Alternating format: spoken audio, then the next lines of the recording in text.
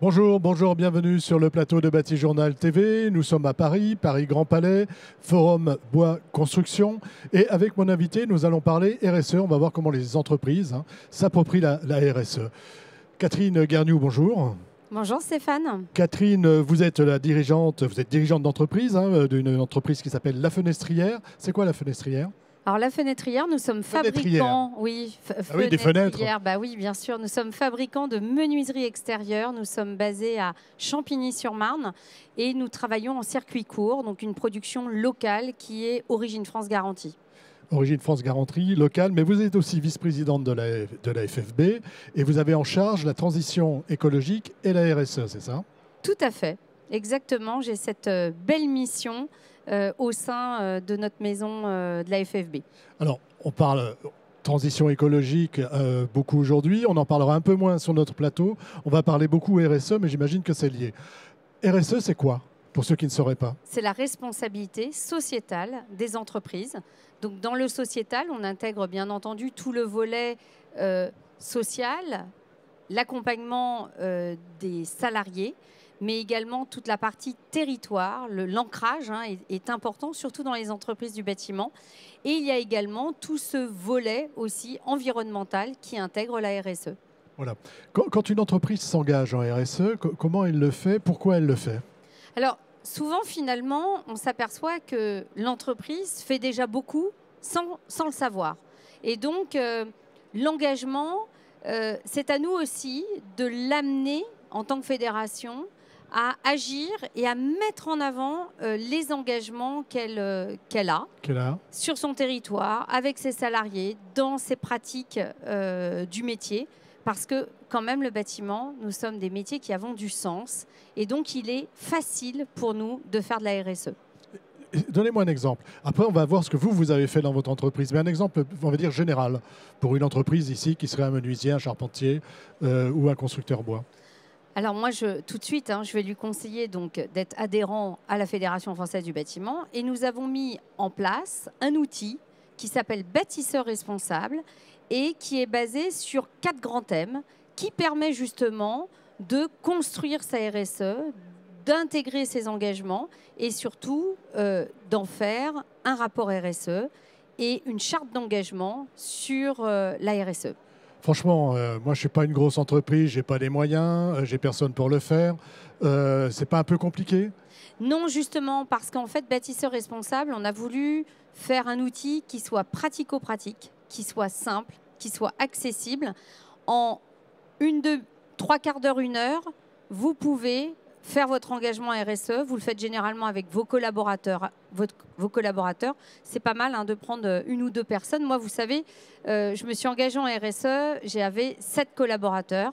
Donc, sincèrement, des petites entreprises, des TPE, des PME, dans l'artisanat, on est tout à fait capable d'utiliser cet outil. C'est un autodiagnostic qui est vraiment très simple et très efficace. Ce n'est pas un outil réservé aux majors du bâtiment, par exemple, ou à des entreprises beaucoup plus importantes. Les entreprises de la FFB, qui sont souvent des entreprises de moins de 20 salariés, je crois que la proportion, c'est 80%, tout à fait. Peuvent s'en emparer aussi.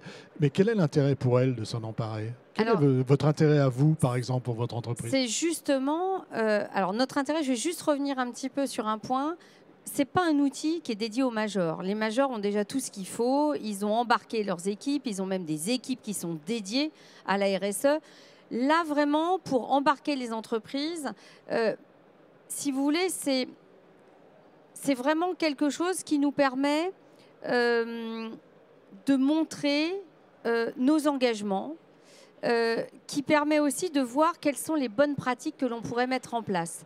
Parce que parfois, c'est aussi un manque d'informations que l'on peut avoir.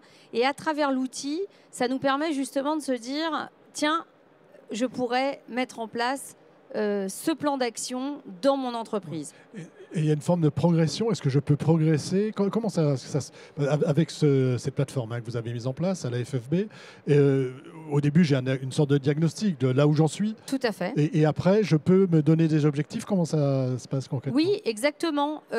c'est justement vous challenger parce que vous pouvez très bien, par exemple, sur le recyclage des matières premières. Hein. Nous, en production, on a pas mal de chutes. Et donc, la revalorisation des chutes de production. La valorisation. Exactement. Eh bien, vous voyez, c'est quelque chose sur lequel je me suis challengée avec mon équipe. Au début, on était autour des 70 et on a cranté 80. Aujourd'hui, on crante 90%. Ça s'est fait progressivement parce qu'on ne peut pas le faire comme ça de but en blanc. Mais au fil des années, on est engagé à peu près, nous, depuis une dizaine d'années. Et au fil des années, on a augmenté notre pourcentage de façon aujourd'hui à avoir à peu près 90% de nos chutes de production qui sont recyclées. Voilà, ça c'est un exemple concret et c'est quelque chose que vous mettez en avant. Avant de venir de voir comment vous... Rappelez-moi, comment vous avez fait, ce que vous faites, ce que ça vous a apporté pour vous, entreprise, mais aussi pour vos clients, pour moi, maître d'ouvrage. Alors, nous, notre démarche, elle a été parallèle à Bâtisseur Responsable, puisqu'en fait, Bâtisseur Responsable est arrivé dans l'environnement Vous avez essuyé les plâtres. Un petit peu après. Voilà. Et justement, c'était riche aussi de mon expérience et de l'expérience de mes collègues entrepreneurs qui ont aussi participé à cet outil, de se dire, et qui avaient commencé aussi leur RSE, de se dire comment on peut faire quelque chose de simple aussi pour nos collègues. Alors, comment c'est parti? Tout simplement, dans un premier temps, moi j'ai beaucoup travaillé sur la partie formation des collaborateurs et j'ai mis en place avec Constructis, qui fait partie de notre écosystème, une démarche compétences, de façon à voir comment, ce qu'on appelle une GPEC, et de façon à voir comment on amène en fait justement les collaborateurs au cœur de l'entreprise et surtout au cœur de la formation et de l'évolution de l'entreprise. Et ça, c'est un pilier aussi de la RSE. Justement, c'est ses collaborateurs et l'épanouissement et la progression au sein de nos entreprises. Voilà, on s'intéresse aux collaborateurs, on a envie qu'ils restent. Pour qu'ils restent, il faut évidemment qu'ils aient une possibilité de progresser et avoir des perspectives et être bien dans l'entreprise. Donc c'est ça la RSE, c'est ce que vous mettez en place. Deuxième chose, on a beaucoup travaillé et c'est la spécificité aussi de notre métier, prévention, sécurité. Et là, on a l'OPP-BTP. Et donc, on a mis aussi une démarche progrès avec l'OPP-BTP. Et tous ces points-là, c'est des points aussi que l'on va retrouver dans l'outil Bâtisseur Responsable, les collaborations que l'on peut faire avec l'écosystème dans lequel on est au sein du bâtiment. Et la sécurité, on sait ô combien, c'est quelque chose de précieux aussi dans nos entreprises, de façon à justement à réduire les impacts, réduire tout ce qui est le risque d'accident. Bien-être au travail, formation, sécurité, environnement, c'est un peu les piliers de la RSE, de ce que vous mettez en place dans votre entreprise. Exactement. Et la partie environnement, à la fois consommation des énergies, à la fois production, à la fois sur les chantiers également. On a aussi un autre outil qui est le Lean, Lean Production, Lean Management, Lean Chantier, où justement ça nous permet de réduire nos consommations de façon à aussi à être plus sobre sur nos chantiers. Et tout ça, ce sont des choses que l'on peut mettre en avant assez facilement. Voilà, justement, comment vous les mettez en avant ? Eh bien, tout simplement, nous avons aussi formé nos collaborateurs avec toujours Constructis qui nous a accompagnés. Et donc, petit à petit, si vous voulez, on s'est mis un plan d'action et on a cranté différentes actions sur lesquelles on voyait que l'on avait un impact important. Au niveau de l'environnement, on a fait également notre bilan carbone de façon à voir les endroits où on était impactant sur... Voilà. Et où vous pouviez les améliorer. Exactement. Vous faites un rapport, vous avez un petit rapport RSE dans votre entreprise. 7 salariés, vous êtes encore 7 salariés aujourd'hui ou vous avez grandi ? On est 12. Vous êtes 12, voilà, donc on reste dans une entreprise de taille raisonnable. Exactement. Et aujourd'hui, tous mes collaborateurs sont engagés, tout le monde a fait sa fresque du climat. Et ensuite, on a une acculturation tous les ans et même tous les mois, même régulièrement. En fait, ça fait partie de l'ADN. On a même inscrit notre raison d'être dans les statuts de notre entreprise. Et donc, on a vraiment cette culture que l'on a. Et régulièrement, on apporte en fait des éléments complémentaires de façon à partir sur notre trajectoire qui est pour 2030. Vos clients, ils sont sensibles? Comment vous communiquez auprès d'eux? Alors, nos clients sont de plus en plus sensibles. Nous, on ne travaille qu'avec des professionnels du bâtiment. On a également les clients de nos clients le sont. Il y a de la demande. Ils voient aussi nos actions concrètes. Et surtout, ça nous permet aussi d'être plus efficaces, d'améliorer la qualité, d'améliorer le service à travers justement tout ce que l'on a mis en place dans notre entreprise.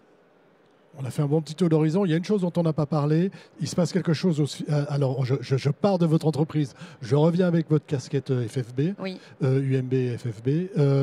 En Europe, qu'est-ce qui se passe aujourd'hui par rapport à la RSE et comment les choses vont évoluer? Ce sera ma dernière question. On parle beaucoup du rapport extra-financier et de l'arrivée de la CSRD qui vient de l'Europe. CSRD, ça veut dire quoi? Alors, si vous vous en souvenez. Ouais, c'est de l'anglicisme. Vous êtes oui, sur, voilà, on est sur un exactement. Et en fait, on est vraiment sur cette double matérialité, cette double comptabilité. C'est vrai qu'on est habitué à notre comptabilité classique, une comptabilité financière.